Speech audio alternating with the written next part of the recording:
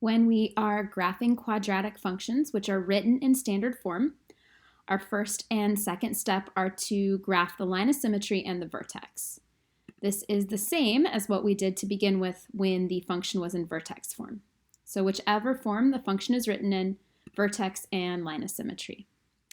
For standard form, finding the line of symmetry first makes sense, opposite of b over 2a, because that will give us the x-coordinate of our vertex. So opposite of b over 2a, where b is positive 4, so opposite of b is negative 4.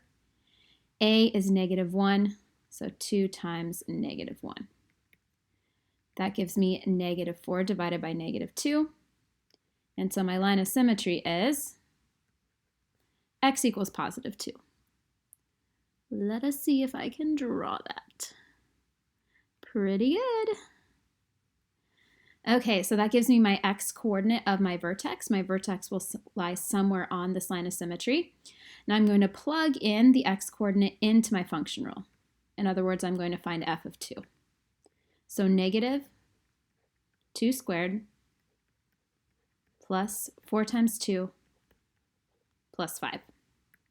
Order of operations, I square 2 first, so 2 times 2 is 4, and then multiply that by negative 1. So negative 1 times 2 is negative 4. Plus 4 times 2 is 8, plus 5.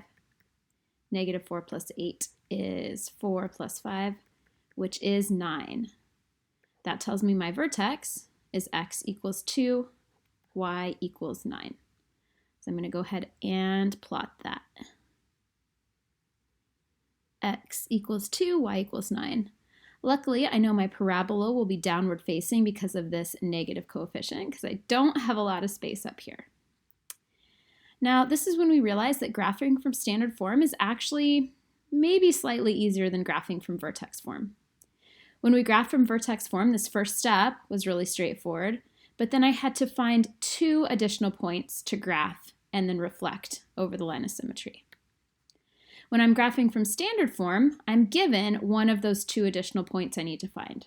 I'm given the y-intercept, which is that c value.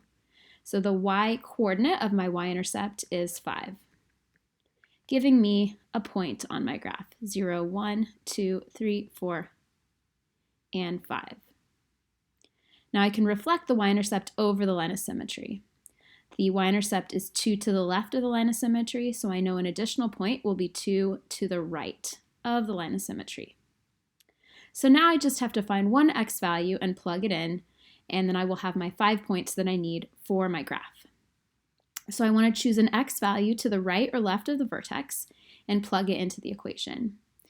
I'm going to choose x equals 1. I could have chosen x equals 4 or maybe negative 1. But I'm just going to go ahead and choose x equals 1 as the point closest to the vertex that I don't know. So I need to find f of 1. So now I have negative 1 squared, negative 1 times 1 times 1, plus 4 times 1, plus 5. Negative 1 times 1 is negative 1. Again, this is an invisible coefficient of negative 1, so negative 1 times 1 squared, where 1 squared is 1. Gives me negative 1, plus 4 times 1, which is 4, plus 5. That gives me 3 plus 5, which is 8, and so my point that I just found is x equals 1, y equals 8, which is right here. Now I need to reflect this new point over the line of symmetry, 1 to the left, 1 to the right, and there I have my 5 points. Sketching the graph, oh my gosh. Something parabola-ish. Okay, it's really hard to do on here. Hopefully it's not so bad for you guys, but make sure it doesn't look like a V. It needs to look U-ish. I'm gonna try this again. Oh my gosh, okay. But at least that doesn't look like a V.